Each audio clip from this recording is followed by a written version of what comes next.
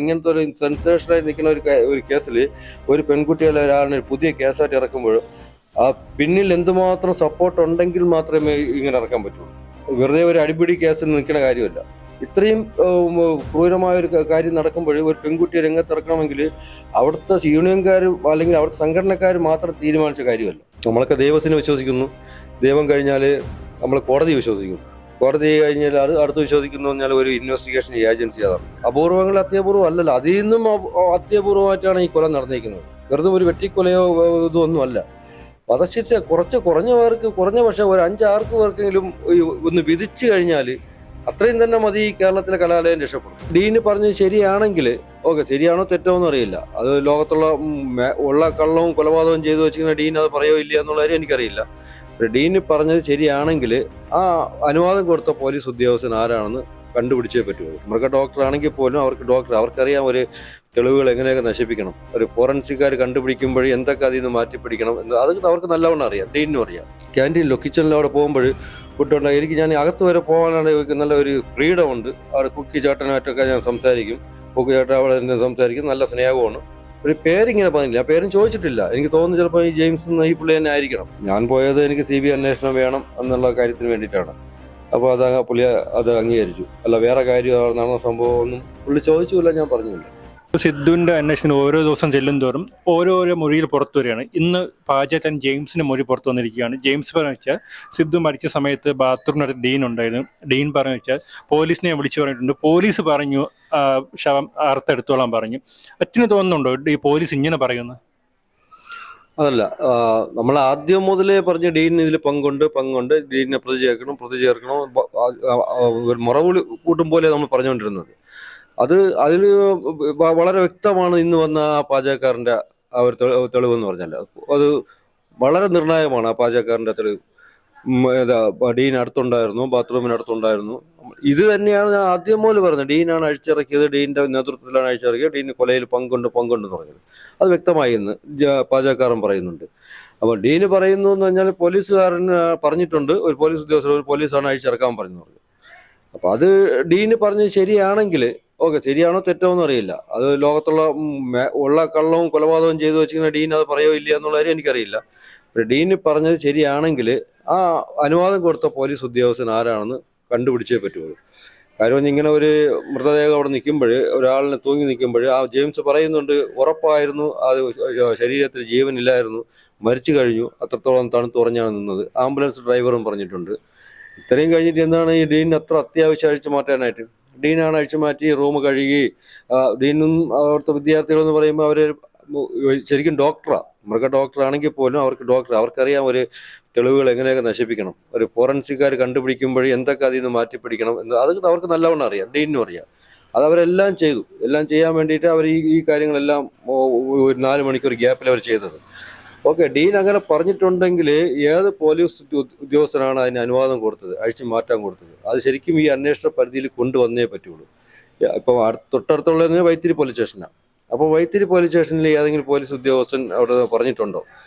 അവിടുത്തെ ഒരു വൈത്തിരി പോലീസ് സ്റ്റേഷനിലെ SI തന്നെയാണ് ഇവിടുന്ന് മകൻ്റെ മൃതദേഹം വാങ്ങാൻ പോയപ്പോൾ നമ്മളെ ബന്ധുക്കളോട് പറഞ്ഞത്, ഇത് നിങ്ങൾ ഒരു രീതിയിലും സംശയിക്കേണ്ട കാര്യമല്ല, ഇതൊരു ആത്മഹത്യ തന്നെയാണ്, നിങ്ങളൊന്നും പേടിക്കേണ്ട. പുള്ളി ആദ്യമേ അത് വിധി എഴുതി. എങ്ങനെയാണെന്ന് നമുക്കറിയില്ല. പുള്ളി ആദ്യമേ ഇത് വിധി എഴുതി ആത്മഹത്യയാണെന്ന്. പോസ്റ്റ്മോർട്ടം കഴിഞ്ഞിട്ടില്ല, അല്ലെങ്കിൽ അതിൻ്റെ റിപ്പോർട്ട് വന്നിട്ടില്ല. നമ്മൾ ഇവിടുന്ന് പോയവർ കുറച്ച് സംശയങ്ങൾ പറഞ്ഞു. സാർ അവിടെ ഒരു മുറിവുണ്ടല്ലോ, ഇവിടെ ഒരു മുറിവുണ്ടല്ലോ. നമുക്കിത് വലിയ പരിചയമൊന്നുമില്ല, കണ്ട് പരിചയമില്ല, കേൾവിയേ ഉള്ളൂ. അതാണ് ഇങ്ങനെയൊക്കെ പോസ്റ്റ്മോർട്ടം നടക്കും, ഇങ്ങനെ ഒരു മുറിവുണ്ടാവും. മുമ്പൊക്കെ നമുക്ക് കേട്ടിട്ടേ ഉള്ളൂ. പക്ഷെ ഇപ്പം നേരിട്ട് കണ്ടപ്പോൾ കൂടെ പോയവരും പറഞ്ഞു, സാറേ കഴുത്തിൻ്റെ അവിടെ ഒരു മുറിവുണ്ടല്ലോ, നെഞ്ചിൻ്റെ അവിടെ ഒരു പാടുണ്ടല്ലോ. അപ്പോൾ പുള്ളി പറയുന്നു ഒരു കുഴപ്പമില്ല, അത് ആത്മഹത്യ തന്നെയാണ്, ആത്മഹത്യ ചെയ്യാൻ നേരത്തെ ഇതൊക്കെ ഉണ്ടാവും. അതുകൊണ്ടാണ് ഞാൻ പറഞ്ഞത്, ഏത് ഉദ്യോഗസ്ഥരാണ് ഇത് അഴിച്ചിറക്കാനായിട്ട് അല്ലെങ്കിൽ അതിനെ കെട്ടറുത്തിറക്കാനായിട്ട് അനുവാദം കൊടുത്തത്, അദ്ദേഹത്തിനെയും കൂടെ കൊണ്ട് ആ ഉദ്യോഗസ്ഥനെ ഇതിൽ ഉറപ്പായിട്ട് ഈ അന്വേഷണ പരിധിയിൽ കൊണ്ടുവരണം. ഡീന് പറഞ്ഞത് ശരിയാണെങ്കിൽ. അപ്പോൾ ഡീനിനോട് തന്നെ അത് ചോദിക്കേണ്ടിയിരിക്കുന്നു. ഡീനിപ്പോൾ കൊലയിൽ 1-ാം പ്രതിയല്ല, മുഖ്യ പ്രതികളിൽ ഒരാളായിട്ടാണ് പറഞ്ഞിട്ടുള്ളത്. പക്ഷെ ഇതുവരെയും ഡീനെ ചേർത്തിട്ടില്ല. എന്തുകൊണ്ട് ചേർക്കാൻ പറ്റില്ലെന്നറിയില്ല. ഒരാഴ്ചയായിട്ട് നമ്മൾ പറയുന്നു ഡീനുണ്ട്, ഡീനും അസിസ്റ്റന്റ് വാർഡൻ കാന്തനാഥനുണ്ടെന്ന് ഒരാഴ്ചയായിട്ട് നമ്മൾ പറയുന്നു. അവരാരും മൈൻഡ് ചെയ്യുന്നില്ല. അതുകൊണ്ട് തന്നെയാണ് നമ്മൾ CBI അന്വേഷണത്തിലോട്ട് പോയത്. അന്വേഷണം വേണമെന്ന് പറഞ്ഞ് നമ്മൾ മുഖ്യമന്ത്രിയെ കണ്ടു, അദ്ദേഹം സമ്മതിച്ചു. അദ്ദേഹം നല്ലൊരു കാര്യമാണ്. അതിപ്പോ ഡീൻ എന്തുകൊണ്ട് വന്നിട്ടില്ല ഈ കൊലക്കുറ്റത്തിൽ ഡീന് വന്നിട്ടില്ല, കാന്തനാഥന് വന്നിട്ടില്ല, അസിസ്റ്റന്റ് വാർഡനാ. അതിപ്പം ഈ ജെയിംസിന്റെ വെളിപ്പെടുത്തൽ ശരിയാണെന്നുണ്ടെങ്കിൽ ഉറപ്പായിട്ടും ഡീനിന് പങ്കുണ്ട്. ആ ഉദ്യോഗസ്ഥൻ ആരാണ്, പോലീസ് അനുവാദം കൊടുത്ത പോലീസ് ഉദ്യോഗസ്ഥൻ ആരാണ്, ആ ഉദ്യോഗസ്ഥനെ അന്വേഷണ പരിധിയിൽ കൊണ്ടുവരാൻ തന്നെ വേണം. പിന്നെ അടുത്ത ഒരു കുക്ക് ഉണ്ടെന്ന് പറഞ്ഞ് കുക്ക് ഈ സംഭവം കഴിഞ്ഞ് ഒരാഴ്ചയായിട്ട് കുക്ക് ജീവനും കൊണ്ട് ഓടിയെന്നാണ് പറയുന്നത്. പുള്ളി രാജിവെച്ച് പോയി. അപ്പോൾ പുള്ളിക്ക് ചിലപ്പോൾ ഇതിനെക്കുറിച്ച് അറിയായിരിക്കും, ഞാൻ പങ്കുണ്ടെന്ന് പറയുന്നില്ല, പുള്ളിക്ക് ചിലപ്പോൾ ഇതിനെക്കുറിച്ച് അറിയായിരിക്കും, ചിലപ്പോൾ പുള്ളിക്ക് ഭീഷണി കാണും.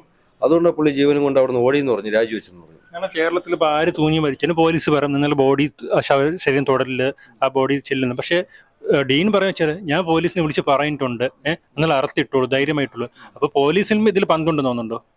ഡീന് പറഞ്ഞത് ശരിയാണെങ്കിൽ പോലീസിൽ പങ്ക് കാണും. കാരണം ഡീന് പറഞ്ഞത് ശരിയാണെങ്കിൽ അപ്പൊ ഡീനോട് തന്നെ അത് ക്ലിയർ ചെയ്തിരിക്കുന്നു. ഡീനെ ചോദ്യം ചെയ്താൽ മാത്രമേ അറിയാൻ പറ്റുള്ളൂ. ഡീൻ അതിൽ ഉറച്ചു നിൽക്കുന്നു, ഡീനിന്റെ മൊഴിയിൽ ഉറച്ചു നിൽക്കുന്നുണ്ടെങ്കിൽ സ്വാഭാവികമായിട്ട് സംശയിക്കാം പോലീസിന് അതിൽ പങ്ക് കാണും, അല്ലെങ്കിൽ ആരാണ്, ഒരു ഉദ്യോഗസ്ഥനാണോ അല്ലെങ്കിൽ അവിടെ ഉള്ള സ്റ്റാഫാണോ, അത് ഏതാണെങ്കിലും ശരിയാണ് ഡീന് പറഞ്ഞ ശരിയാണെങ്കിൽ. പക്ഷെ ഞാനത് വിശ്വസിക്കുന്നില്ല ഡീന് പറഞ്ഞ ശരിയായിരിക്കുമെന്ന്. കാര്യം എന്ന് പറഞ്ഞാൽ ഡീൻ ഇതിൽ മുഖ്യ പ്രതിയാണ്. ഇതുവരെയും പ്രതി ചേർത്തിട്ടില്ല. ഡീൻ മുഖ്യ പ്രതിയാ. അതിന്റെ റാഗിങ് ചെയ്ത് അല്ലെങ്കിൽ ഈ പീഡിപ്പിച്ചതിലും കെട്ടഴിച്ചിട്ടതിലും ജെയിംസിന്റെ വെളിപ്പെടുത്തലുണ്ട്, കെട്ടഴിച്ചു എല്ലാത്തിൽ നിന്നും കൂടെ നിന്നു. അപ്പം ഡീൻ അതിൽ മുഖ്യ പ്രതിയായിട്ടുള്ള ഒരാളാണ്. അപ്പൊ ഡീന് പറഞ്ഞത് ശരിയാണോ തെറ്റാണോ എന്ന് ഡീനോട് ചോദ്യം ചെയ്താൽ മാത്രമേ അറിയാവൂ. ജെയിംസ് മറ്റൊരു കാര്യം പറഞ്ഞു, ജെയിംസ് ബാത്റൂമിൽ വരുന്ന സമയത്തും ഡീൻ അവിടെ ഉണ്ട്. അപ്പൊ ജെയിംസ് വരുന്ന മുമ്പ് ഡീൻ അവിടെ നിൽക്കുകയാണ്. അപ്പൊ ഡീന് ഉൾപ്പെടെ ആയിരിക്കില്ലേ ഈ കൊലപാതകത്തിന് മുന്നിൽ നിന്നത്? അത് ഞാൻ ആദ്യം മുതൽ പറയുകയാണല്ലോ, തുടക്കം മുതൽ പറയുക, അതിൽ യാതൊരു മാറ്റവുമില്ല. ഡീൻ ഉൾപ്പെടെയാണ് ഇത് ചെയ്തിരിക്കുന്നത്. ഡീനിന് മുഖ്യമായിട്ടും പങ്കുണ്ട്. 6 ദിവസമായിട്ട് അവിടെ നിരന്തരമായി പീഡിപ്പിച്ചുകൊണ്ടിരിക്കുന്ന ഡീൻ കണ്ടുകൊണ്ട് പോകുന്നു, അസിസ്റ്റന്റ് വാർഡൻ കണ്ടുകൊണ്ട് പോകുന്നു. അപ്പോൾ എല്ലാവരും കണ്ടുകൊണ്ട് പോകുന്നു. അവർ നോക്കിക്കൊണ്ടിരിക്കുന്ന കാര്യങ്ങളാണ് അവിടെ പീഡനം നടക്കുന്നതെല്ലാം. അവസാനം നിൽക്കുമ്പോഴേ അല്ലെങ്കിൽ അവർക്ക് തൂക്കി നിർത്തിയപ്പോഴേ ഡീനും അവിടെ ഉണ്ടെന്ന് പറയുന്നു. അപ്പോൾ തീർച്ചയായിട്ടും ഞാൻ സംശയിക്കുന്നു എവിടെ സാന്നിധ്യത്തിലായിരിക്കണം എടുത്ത് തൂക്കിയത്. എവിടെ കൈപ്പഴയിലോ അല്ലെങ്കിൽ എന്തോ അവൻ അവിടെ കൊല്ലപ്പെട്ട് കഴിഞ്ഞ ശേഷം എടുത്ത് തൂക്കാനും ഡീനിന്റെ നിർദ്ദേശാനുസരണം എടുത്ത് തൂക്കി കാണണം. ഞാൻ അങ്ങനെയാണ് വിശ്വസിക്കുന്നത്. അതുകൊണ്ടാണ് ഈ ജെയിംസ് വന്നപ്പോഴും ഡീൻ അവിടെ നിൽക്കുന്നത് കണ്ടത്. സിദ്ധാർത്ഥ വീട്ടിൽ വരുമ്പോഴോ അച്ഛനെ വിളിക്കുമ്പോഴോ ഈ പാചകക്കാരന്റെ പേര് പറയോ, ഇങ്ങനെ ആളുണ്ടെന്ന് പറയുന്നുണ്ടോ അവിടെ? ഇല്ല, പാചകക്കാരന്റെ പേരിങ്ങനെ പറഞ്ഞിട്ടില്ല. അവൻ പറയും അച്ഛാ ഞാൻ അവിടെ റൂമിൽ അവിടെ പോകുമ്പോൾ അവരെ കിച്ചണിലോ അവിടെ പോകുമ്പോൾ ഫുഡുണ്ട്, എനിക്ക് ഞാൻ അകത്ത് വരെ പോകാനാണ് നല്ല ഒരു ഫ്രീഡം ഉണ്ട്. അവിടെ കുക്കി ചേട്ടനായിട്ടൊക്കെ ഞാൻ സംസാരിക്കും. കുക്കി ചേട്ടൻ അവിടെ തന്നെ സംസാരിക്കും, നല്ല സ്നേഹമാണ്. ഒരു പേരിങ്ങനെ പറഞ്ഞില്ല, ആ പേരും ചോദിച്ചിട്ടില്ല. എനിക്ക് തോന്നുന്നു ചിലപ്പോൾ ഈ ജെയിംസ് ഈ പുള്ളി തന്നെ ആയിരിക്കണം. അവർക്ക് നല്ല സ്നേഹമാണ്. ഞാൻ അവിടുത്തെ പാത്രങ്ങളൊക്കെ അടുക്കി വെച്ച് കൊടുക്കും, അല്ലെങ്കിൽ നോക്കും. ചിലപ്പോൾ അവൻ അവിടെ നിന്ന് തന്നെ ഫുഡ് എടുത്തുകൊണ്ട് പോകും. അതൊക്കെ പറഞ്ഞിട്ട് അവൻ നല്ല ഹാപ്പി ആയിട്ടാണ് നിൽക്കുന്നത്. കുക്ക് ചേട്ടനൊക്കെ എന്നെ ഭയങ്കര ഇഷ്ടമാണ്. പേര് ഞാൻ അപ്പോൾ ചോദിച്ചു കിട്ടൂല്ല. ചിലപ്പം ഈ പുള്ളി തന്നെ ആയിരിക്കണം, ജെയിംസ് തന്നെ ആയിരിക്കണം. ഡീനെ ഇതുവരെയും പ്രതി ചേർത്തിട്ടില്ല. അതുപോലെ തന്നെ മറ്റൊരു പെൺകുട്ടിയുണ്ട് ഈ കേസ് ആദ്യം മുതൽ. പേര് ആദ്യം പുറത്തൊന്നുമില്ല, പിന്നീട് ഈ പേര് പുറത്തോട്ട് വന്നു. ഈ പെൺകുട്ടി ആരെന്നോ എന്തെന്നോ ആരും അന്വേഷിക്കുന്നില്ല. ഈ പെൺകുട്ടി ഒരു ചാനലിന്റെ മുന്നിൽ വരണില്ല. പോലീസ് എന്തുകൊണ്ട് ഈ പെൺകുട്ടിയുടെ മൊഴി എടുക്കുന്നില്ല?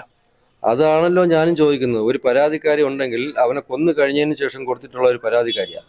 ആ പരാതിക്കാരി അവർ അതിനുശേഷം 25-ാം തീയതി 26-ാം തീയതി അവരെ കംപ്ലൈന്റ് കമ്മിറ്റി ഈ പേപ്പർ പുറത്തു വിട്ടിട്ട് അവനെതിരെ കുറ്റം ചാർത്തി വിടുന്നത്. ശരി, അങ്ങനെയാണെങ്കിൽ ഇത്രയും അത് കഴിഞ്ഞിട്ട് ഈ പെൺകുട്ടി എവിടെ പോയി? ഓക്കെ, മരണം വരെ കാത്തു നിന്നു. മരണം കഴിഞ്ഞ ശേഷം പരാതി കൊടുത്തു. ശരി, അതും പോട്ടെ, അവർ കൊലപാതകത്തിൽ പങ്കുള്ളവരാ. അതിനുശേഷം ഈ പെൺകുട്ടി എവിടെ? അപ്പൊ എവിടെ സ്പോൺസേർഡ് ലെവലിലുള്ള ഒരു പെൺകുട്ടിയായത്? ഇങ്ങനെയുള്ള കാര്യങ്ങളൊക്കെ അവർ ഇറക്കുന്ന ഒരു പെൺകുട്ടിയാണ്. ചിലപ്പോൾ ഈ കേസിൽ മാത്രമായിരിക്കില്ല, മുമ്പ് നടന്നിട്ടുള്ള പല ആത്മഹത്യയിലും കാര്യത്തിലൊക്കെ ചിലപ്പോൾ ഈ പെൺകുട്ടി തന്നെ ആയിരിക്കും ഇവർ സ്പോൺസർ ചെയ്ത് ഇറക്കുന്നത്. ഒരു പരാതി കൊടുക്കുക, അങ്ങനത്തെ രീതിയിലുള്ള അങ്ങ് വിട്ടേക്കായിരിക്കും ഈ പെൺകുട്ടിയെ. പക്ഷെ എന്തായാലും അത് പോട്ടെ, ഈ പെൺകുട്ടി എവിടെ? ഈ പരാതി കൊടുത്തിട്ടുണ്ടെങ്കിൽ പരാതിക്കാരി ഇത്രയും ദിവസം അവനെ പോലീസ് കണ്ടുപിടിച്ചിട്ടില്ല. എന്തുകൊണ്ട് കണ്ടുപിടിച്ചില്ല? നമ്മൾ പ്രതിപട്ടികയിൽ ചേർക്കണം എന്ന് പറഞ്ഞതാണ്. വെറുതെ ഒരു പരാതിക്കാരിയല്ല, കൊല്ലപ്പെട്ടതിന് ശേഷം പുറത്തു വന്ന പരാതിക്കാരിയാണ്. അപ്പോൾ പൂർണ്ണമായിട്ടും ആ പെൺകുട്ടി കൊലപാതകത്തിൽ പങ്കുണ്ട്. അതിൽ ആരൊക്കെ സൈൻ ചെയ്തിട്ടുണ്ട് അവരെല്ലാവരും ഇതിൽ പങ്കുള്ള കൊലപാതകത്തിൽ. അപ്പോൾ പെൺകുട്ടിയുടെ പേര് ഇതുവരെയും വന്നിട്ടില്ല. ഈ പെൺകുട്ടിയുടെ അമ്മയ്ക്ക് പോലീസ് ഓഫീസായിട്ട് ബന്ധമുണ്ടെന്ന് പറയുന്നത്, അതായത് ആ സ്ഥലത്ത് ഒരു പോലീസ് ഓഫീസിൽ ജോലി ചെയ്യാണ്. അപ്പൊ അതുകൊണ്ട് മാത്രമായിരിക്കും ഈ പെൺകുട്ടിയെ പോലീസ് തൊടാതിരിക്കുന്നത്? അതുകൊണ്ട് മാത്രം ആവണമെന്നില്ല. ഞാൻ അറിഞ്ഞിടത്തോളം ഈ പെൺകുട്ടിയുടെ അമ്മ അവിടെ കമ്മീഷണർ ഓഫീസിൽ മിനിസ്റ്റീരിയൽ വർക്ക് ചെയ്യുന്നതാണ് ഞാൻ അറിഞ്ഞത്. അപ്പൊ കമ്മീഷണർ ഓഫീസിൽ ജോലി ചെയ്യുന്നവരൊക്കെ എന്തുമാത്രം സ്വാധീനം കാണും എന്നുള്ളത് നമുക്കറിയാം. അത് ഓക്കെ, അത് അവരുടെ കാര്യം. അവരുടെ മകളെ രക്ഷിച്ചെടുക്കാൻ വേണ്ടിയിട്ട് അവരെന്തോ ചെയ്തോട്ട്. അത് മാത്രമല്ല ആ ഒരു കാര്യം അതിലവർക്ക് പുറമെ അവരുടെ രാഷ്ട്രീയപരമായിട്ടും കാര്യത്തിലൊക്കെ നല്ല ഒരു സ്വാധീനം ഉള്ളത് കൊണ്ട് തന്നെയാണ് ഈ പെൺകുട്ടിയെ രക്ഷപ്പെടുത്തിയിരിക്കുന്നത്. അതായത് ഈ പെൺകുട്ടിയെ പുറത്ത് കൊണ്ടുവരുന്നത്, അത് ഈ രംഗത്തോട്ട് ഇറക്കുന്നത് തന്നെ ഈ അവിടുത്തെ സംഘടനയാണ്. അപ്പോൾ അവിടെ സംഘടന എന്നുള്ള ഒരൊറ്റ സംഘടനയുള്ള SFI, ആ സംഘടനയാണ് ഈ പെൺകുട്ടിയെ കൊണ്ട് രംഗത്ത് ഇറക്കിയത്. അങ്ങനെ ഇറക്കുമ്പോഴേ ഒരു നിസ്സാര കാര്യമല്ല, ഇങ്ങനത്തെ ഒരു സെൻസേഷനായി നിൽക്കുന്ന ഒരു കേസിൽ ഒരു പെൺകുട്ടിയെ ഒരാളിനെ പുതിയ കേസായിട്ട് ഇറക്കുമ്പോൾ ആ പിന്നിൽ എന്തുമാത്രം സപ്പോർട്ട് ഉണ്ടെങ്കിൽ മാത്രമേ ഇങ്ങനെ ഇറക്കാൻ പറ്റുള്ളൂ. വെറുതെ ഒരു അടിപിടി കേസിൽ നിൽക്കുന്ന കാര്യമല്ല. ഇത്രയും ക്രൂരമായ ഒരു കാര്യം നടക്കുമ്പോൾ ഒരു പെൺകുട്ടിയെ രംഗത്തിറക്കണമെങ്കിൽ അവിടുത്തെ യൂണിയൻകാർ അല്ലെങ്കിൽ അവിടുത്തെ സംഘടനക്കാർ മാത്രം തീരുമാനിച്ച കാര്യമല്ല. അവരുടെ വലിയ നേതാക്കൾ ഉൾപ്പെടെ അതിലുണ്ട്. നേതാക്കൾ ഉൾപ്പെടെ ഒരു ബലം കൊടുത്തിട്ട് തന്നെയാണ് അവരുടെ തിരക്കഥ തന്നെയാണ് ഈ കാര്യം. അതുകൊണ്ടാണ് ഇതുവരെയ്ക്കും ആ പെൺകുട്ടിയുടെ പേരോ കാര്യങ്ങളോ ഒന്നും, അറ്റ്ലീസ്റ്റ് ഒരു ഫോട്ടോ പോലും വരാത്തത്. ഒരു ചാനലിലോ അല്ലെങ്കിൽ ഒന്നും പോട്ടെ, ഒരു ഫോട്ടോ പോലും വരാത്ത കാര്യം അതാണ്. ഇത്രയും സംശയങ്ങൾ ഉള്ളത് കൊണ്ടാണ് ഞാൻ ഭയപ്പെട്ടു ഈ കേസ് അട്ടിമറിക്കപ്പെട്ടു പോകും. അതുകൊണ്ടാണ് ഞാൻ CBI അങ്ങ് പോയത്. അപ്പോൾ ഈ ഒരു വരട്ടെ, ഡീനിന്റെ പങ്കും ഈ പെൺകുട്ടിയുടെ പങ്ക്, ഡീനിന്റെ ഭാര്യയുടെ ഒരു പങ്കുണ്ട്, ഡീനിന്റെ ഇതിൽ ഉൾപ്പെടാത്തൊരു 3 പേരുണ്ട്. ആ 3 പേര് ഇതുവരെയ്ക്കും പോലീസ് കണ്ടെത്തിയിട്ടില്ല. ഞാൻ മുമ്പ് പറഞ്ഞിട്ടുള്ള ഈ 3 പേര്, ഈ പ്രതികള് ഈ മരണശേഷം 18-ാം തീയതി ഒളിവിൽ പോയതിനു ശേഷം ഇവരുമായിട്ട് നിരന്തരം ഫോണിൽ ബന്ധപ്പെട്ട് അവർക്ക് വേണ്ടി എല്ലാ ഒത്താശയും ചെയ്തു കൊടുത്തിട്ടുള്ള 3 പേരുണ്ട്. ആ 3 പേര് ഇതുവരെയ്ക്കും ഒരു ലിസ്റ്റിൽ പോലും വന്നിട്ടില്ല. പ്രതിസ്ഥാനത്തോ അല്ലെങ്കിൽ ഒരു സാക്ഷിമൊഴിയല്ല, കൂട്ടുപ്രതിസ്ഥാനത്തോ ഒന്നും വന്നിട്ടില്ല. ഡീനിന്റെ ഭാര്യയുണ്ട്, വേറൊരു ലിബ ജേക്കബ് എന്ന് പറഞ്ഞ ഒരു ഗൈനക്കോളജിയിലെ അസോസിയേറ്റ് പ്രൊഫസറുണ്ട്. ഈ ഡീനിന്റെ ഭാര്യ എന്ന് പറഞ്ഞാൽ അസോസിയേറ്റ് പ്രൊഫസർ തന്നെയാണ്. മറ്റൊരു കാര്യം, ഈ സിദ്ധാർത്ഥിന്റെ മരണത്തിന്റെ അന്ന് മുതൽ കേൾക്കുന്ന മറ്റൊരു പേര് അക്ഷയ്, സിദ്ധാർത്ഥിന്റെ അടുത്ത കൂട്ടുകാരൻ. ഇതുവരെ സിദ്ധാർത്ഥിന്റെ ആ കൂട്ടുകാരൻ അക്ഷയ് മൊഴിയെടുക്കുകയോ പ്രതി ചേർക്കുകയോ ചെയ്തിട്ടില്ല. പക്ഷേ ഇപ്പൊ പുറത്തു വന്ന വാർത്ത CPM-ലെ ഒരു പ്രമുഖ നേതാവിന് ഈ അക്ഷയുടെ അച്ഛനോട് ബന്ധമുണ്ട്. അതായത് MM മണി എന്നാണ് പേര് പുറത്തു വന്നത്. എത്രത്തോളം സത്യമുണ്ടെന്ന് അറിയില്ല. അച്ഛന് തോന്നുന്നുണ്ട് അങ്ങനെ CPM ഈ അക്ഷയെ സംരക്ഷിക്കുന്നുണ്ടെന്ന്? എനിക്ക് ആദ്യം മുതൽ എനിക്കത് ഉറപ്പാണ്, അവന് ആരുടെയോ സംരക്ഷണം ഉണ്ട്. ഇല്ലാന്നുണ്ടെങ്കിൽ ഇത്രയും നാൾ അവന് ഒളിഞ്ഞിരിക്കേണ്ട കാര്യമില്ല. ഒളിഞ്ഞിരിക്കാതെ അവൻ പുറത്തിറങ്ങി ഒരു പേടിയില്ലാതെ നടക്കേണ്ട ഒരു സാഹചര്യം അവനുണ്ടായി. എന്തുകൊണ്ടാണ്? അവൻ പോലീസ് പ്രതി ചേർത്തിട്ടില്ല, പ്രതിയല്ല. പക്ഷേ അവൻ മുഖ്യ പ്രതികളിൽ ഒരാളാണ്. അവന് വ്യക്തമായ തെളിവാണ്. അവൻ്റെ ഫോൺ കൺട്രോൾ ചെയ്തുകൊണ്ടിരുന്നത് ഈ 3 ദിവസം വരെ അവൻ ആ റൂമിൽ കൺട്രോൾ ചെയ്തത്, ഏത് സമയം അവന് കൂടെ ഉണ്ടായിരുന്നത് എല്ലാം അവന് വളരെ വ്യക്തമായ തെളിവാണ്. നമ്മൾ പറഞ്ഞിട്ടുമുണ്ട്, പോലീസിനോടും പറഞ്ഞിട്ടുണ്ട്. പക്ഷേ ഇതുവരെയ്ക്കും അവനൊരു പ്രതിയാണെന്നുള്ള രീതിയിൽ അവനെ ചേർത്തിട്ടില്ല. അവനൊരു സാക്ഷി എന്നുള്ള രീതിയിൽ ചേർത്തിട്ടുണ്ട്. സാക്ഷിമൊഴിയോ അല്ലെങ്കിൽ മാപ്പസാക്ഷിയോ അതിനൊരു കാര്യമല്ല. അതിൽ അവനെ ചേർക്കുക തന്നെ വേണം പ്രതിയായിട്ട്. പിന്നെ സംരക്ഷണം കൊടുക്കുന്നത് അതും ഞാൻ അറിഞ്ഞു. അവനൊരു ഇടുക്കിയിലെ ഒരു വലിയ പ്ലാന്റർ മോനാ ഇദ്ദേഹം, യവൻ. പിന്നെ വലിയൊരു രാഷ്ട്രീയ കക്ഷിയുടെ നേതാവും പ്രവർത്തകനും എല്ലാം കൂടെ അവൻ്റെ ഈ അക്ഷയുടെ അച്ഛൻ. അപ്പോൾ അതുകൊണ്ട് അപ്പോഴേ ഞാൻ അറിഞ്ഞു നല്ലൊരു പ്രമുഖ പാർട്ടിയുടെ നേതാവിൻ്റെ കസ്റ്റഡിയിൽ എന്ന് പറഞ്ഞാൽ സംരക്ഷണയിലാണ്. അതുകൊണ്ട് തന്നെയാണ് ശരിക്കും പറഞ്ഞാൽ നിസ്സഹായാവസ്ഥയിൽ പോലീസിന് ചിലപ്പം അദ്ദേഹത്തിന് അങ്ങോട്ട് പോകാൻ പറ്റില്ല, അല്ലെങ്കിൽ ആ ഒരു മേഖലയിലോട്ട് പോകാൻ പറ്റാത്തത് അതുകൊണ്ടാണ്. അപ്പോൾ ഞാനതിന് പോലീസ് ഉദ്യോഗസ്ഥനോട് നമുക്ക് കുറ്റം പറയാൻ പറ്റില്ല. നല്ല രീതിയിൽ സംരക്ഷണം കിട്ടുന്നുണ്ട്. അത് എനിക്ക് ഉറപ്പുള്ള കാര്യമാണ്, നല്ല രീതിയിൽ സംരക്ഷണം കിട്ടുന്നുണ്ട്. അതുകൊണ്ടാണ് പ്രതിസ്ഥാനത്ത് പോലും ഇതുവരെയ്ക്കും വരാതെ, ഒന്ന് ചോദ്യം പോലും ചെയ്യാതെ ഇതുവരെയ്ക്കും. എനിക്ക് തോന്നുന്നു ഇന്ന് ക്ലാസ് തുടങ്ങി, ഇന്ന് ക്ലാസ്സിലും കയറിക്കാണ് ഈ അക്ഷയ് എന്ന് പറഞ്ഞത്. മുഖ്യ പ്രതികളിൽ ഒരാളാണ്. ക്ലാസ് പോയി തുടങ്ങിക്കാണ്. കാര്യം അവന് ധൈര്യമായിട്ട് പോവാം. പ്രതി ഇതുവരെയ്ക്കും പ്രതിസ്ഥാനത്ത് വന്നിട്ടില്ല. ആര് ചോദിച്ചാലും പറയും ഞാൻ പോലീസ് ഇതുവരെയ്ക്കും എൻ്റെ പ്രതിസ്ഥാനം ചേർത്തിട്ടില്ല, പിന്നെ നിങ്ങൾക്ക് എന്താ കുഴപ്പമെന്ന് ചോദിക്കും. അപ്പോൾ നിങ്ങളാരും ചാനലുകാർ അദ്ദേഹത്തിനോട് ചോദിക്കുന്നു, പ്രതി അക്ഷയോട് ചോദിക്കുന്നു അതിങ്ങനെയാണെന്ന് ചോദിക്കുമ്പോൾ അവർ എടുത്ത മറുപടി ഇതാണ്, എൻ്റെ പേര് ഇതുവരെയ്ക്കും പോലീസിൽ വന്നിട്ടില്ലല്ലോ, പിന്നെ എന്നോട് എന്തിനു ചോദിക്കാൻ പോകുന്ന ഒരു പ്രതിയാവും. അതുകൊണ്ട് ഇതൊക്കെ തന്നെയാണ് ഞാൻ CBI പോകേണ്ടി വന്നത്. അപ്പോൾ സംരക്ഷണമുണ്ട് ഈ അക്ഷയ്ക്ക്. ഇടുക്കിയിലെ ഒരു വലിയ നേതാവിൻ്റെ സംരക്ഷണം ഉണ്ട് എന്നുള്ള കാര്യം ഏറെക്കുറെ എനിക്ക് കിട്ടിയ അറിവും എനിക്ക് ഉറപ്പ് വേണം. CBI അന്വേഷണം ആവശ്യപ്പെട്ടുണ്ട് അച്ഛൻ മുഖ്യമന്ത്രി ശ്രീ പിണറായി വിജയന്റെ അടുത്ത് പോയപ്പോൾ പ്രതികരണം എങ്ങനെയായിരുന്നു? അല്ല, അവിടെ പോയിട്ട് നമുക്കൊരു 11 മണിയോടുകൂടിയാണ് അപ്പോയിൻമെൻറ്റ് പറഞ്ഞിരുന്നത് മുഖ്യമന്ത്രി ഓഫീസിൽ നിന്ന്. അവിടെ ചെന്ന് ഒരു 5-10 മിനിറ്റ് വെയിറ്റ് ചെയ്തേ ഉള്ളൂ. വെയിറ്റ് ചെയ്തിട്ട് മുഖ്യമന്ത്രി കാണാൻ പറ്റി. അദ്ദേഹത്തിന് അറിയാമെന്ന് തോന്നുന്നു നമ്മൾ വന്നത് എന്തിനാണെന്ന്. ശരി, ഇരിക്കാൻ പറഞ്ഞു. നമ്മൾ സംസാരിച്ചു. അതിൻ്റെ CBI അന്വേഷണം വേണമെന്നുള്ള പേപ്പറും കൊടുത്തു. എന്നിട്ട് ഞാനൊരു 2-3 മിനിറ്റ്, മാക്സിമം 3-4 മിനിറ്റ് അതിന് ജസ്റ്റ് എക്സ്പ്ലെയിൻ ചെയ്ത് കൊടുത്തു. സാർ, എൻ്റെ മകൻ്റെ മരണത്തിനെ കുറിച്ച് ഉള്ള സംശയമാണ്. അത് മരണമല്ല, അത് തൂങ്ങി മരണമല്ല, അത് കൊലപാതകം തന്നെയാണെന്ന് എനിക്ക് ഉറപ്പുണ്ട്. അതിനുള്ള വ്യക്തമായ തെളിവുണ്ട്, അതിൻ്റെ പോസ്റ്റ്മോർട്ടം റിപ്പോർട്ടും അതെല്ലാം സാധൂകരിക്കുന്നത്. സാർ അതുകൊണ്ട് എനിക്ക് ഈ അന്വേഷണത്തിൽ മാറ്റിവെച്ചെന്നല്ല, എനിക്ക് CBI അന്വേഷണം സാറൊന്ന് പ്രഖ്യാപിക്കണം, അതിന് സഹായിക്കണം. ചിലപ്പോൾ ഈ അന്വേഷണം മുമ്പോട്ട് പോകുമ്പോൾ ഞാൻ ഭയപ്പെടുന്നു. കാരണം ഈ അന്വേഷണം ഇപ്പോഴുള്ള കാര്യമല്ല, മുമ്പോട്ട് കൊണ്ടുപോകുമ്പോൾ എനിക്ക് തൃപ്തി വരില്ല. സാർ CBI അന്വേഷണം വേണം എന്ന് പറഞ്ഞിട്ട് പുള്ളി ജസ്റ്റ് ഒരു 2-3 മിനിറ്റ് വീണ്ടും ഞാൻ കൊടുത്ത പേപ്പർ അങ്ങ് നോക്കി, വേറെ ഒന്നും വേണ്ടിയില്ല. പേപ്പർ നോക്കിയിട്ട് അവസാനം കൊണ്ട് CBI അന്വേഷണം നിങ്ങൾക്ക് വേണമോ എന്ന് ചോദിച്ചു. ഞാൻ CBI അന്വേഷണം വേണം, അതുകൊണ്ടാണ് ഞാൻ സാറിനെ കാണാൻ വന്നത്. ശരി, അങ്ങനെ നിങ്ങൾക്ക് വേണമെങ്കിൽ CBI അന്വേഷണം തന്നെ തരാം. അപ്പോൾ വീണ്ടും ഞാൻ 1 മിനിറ്റ് ഇരുന്നു അവിടെ. പുള്ളി വീണ്ടും പറഞ്ഞു, ശരി നിങ്ങൾ ആവശ്യമതല്ലേ, CBI അന്വേഷണമല്ലേ, CBI അന്വേഷണം തന്നെ നമുക്ക് തരാം എന്ന് പറഞ്ഞു. സിദ്ധാർത്ഥ മരണത്തെ പറ്റിയോ സിദ്ധാർത്ഥിനെ പറ്റിയോ ഒന്നും ചോദിച്ചിട്ടില്ല? ഇല്ല, അതിനെക്കുറിച്ചൊന്നും അദ്ദേഹം ഒന്നും ചോദിച്ചില്ല. ഞാൻ പോയത് എനിക്ക് CBI അന്വേഷണം വേണം എന്നുള്ള കാര്യത്തിന് വേണ്ടിയിട്ടാണ്. അപ്പോൾ പുള്ളി അത് അംഗീകരിച്ചു. അല്ല വേറെ കാര്യം നടന്ന സംഭവം ഒന്നും പുള്ളി ചോദിച്ചില്ല, ഞാൻ പറഞ്ഞില്ല. CBI അന്വേഷണം ഇപ്പോൾ പ്രഖ്യാപിച്ച 2-3 മാസം വരും CBI വരും. അപ്പോൾ അതിന് മുമ്പ് വന്നാൽ അന്വേഷണം നടത്തും, ഇല്ലെങ്കിൽ തെളിവ് നശിപ്പിക്കാൻ പറ്റും.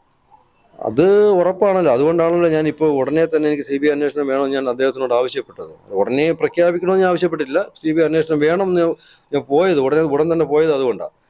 പെട്ടെന്ന് തന്നെ ഒരു CBI ഒരു ടീം അവർ രൂപീകരിക്കണമെന്നുള്ള ആഗ്രഹം കൊണ്ട് തന്നെയാണ്. ദിവസം കഴിയുന്തോറും തെളിവ് നശിപ്പിക്കുക തന്നെ ചെയ്യും, നല്ലവണ്ണം അറിയാം. കാര്യം എന്ന് പറഞ്ഞാൽ കൊലപാതകം നടന്ന് 4 മണിക്കൂറിനുള്ളിൽ തന്നെ ആ റൂമിനകത്തുള്ള തെളിവ് അവരെ എല്ലാം നശിപ്പിച്ചു. ഡീൻ്റെ നേതൃത്വത്തിൽ നശിപ്പിച്ചു. ഒരു ഡീനും അവരുടെ ഡോക്ടറാണ്, അവർക്ക് അറിയാം ഏത് രീതിയിലാണ് ഒരു ഫോറൻസിക് കാര്യമായിരുന്നു ഈ തെളിവുകൾ ഏതൊക്കെ രീതിയിൽ നശിപ്പിക്കാം എന്നൊക്കെ അവർക്ക് നല്ലവണ്ണം അറിയാം. അവിടുന്ന് വ്യക്തമായ തെളിവും കിട്ടി, നമുക്ക് അവരെ നശിപ്പിച്ചു എന്നുള്ളത്. അപ്പോൾ ഇനിയുള്ള തെളിവും പോലീസ് പഠിച്ചുകൊണ്ടിരിക്കുന്ന തെളിവുകളുണ്ട്. ഇതൊന്നും അടുത്ത് നശിച്ചു പോകാതെ നമ്മൾ നശിപ്പിക്കും എന്ന് ഞാൻ പറയുന്നില്ല, അവർക്ക് നല്ലവണ്ണം സൂക്ഷിക്കും. പക്ഷേ ചിലപ്പോൾ ഒരു ഉദ്യോഗസ്ഥൻ മാറേണ്ടി വന്നാലോ ഉദ്യോഗസ്ഥൻ മാറ്റേണ്ടി വന്നാലോ നശിക്കാൻ സാധ്യതയുണ്ട്. അതുകൊണ്ട് എത്രയും പെട്ടെന്ന് 3-4 മാസമൊന്നും ഈ പറയുന്ന പോലെ അങ്ങോട്ട് പോവാ, എത്രയും പെട്ടെന്ന് രൂപീകരിക്കണം എന്നാണ് എൻ്റെ ആവശ്യം. അതിന് വേണ്ടിയിട്ട് തന്നെ ഞാൻ വീണ്ടും പോരാടും. എനിക്ക് പറഞ്ഞാൽ അന്വേഷണം പ്രഖ്യാപിച്ചു എന്ന് പറഞ്ഞ് ഞാൻ അങ്ങ് വെറുതെ ഇരിക്കില്ല.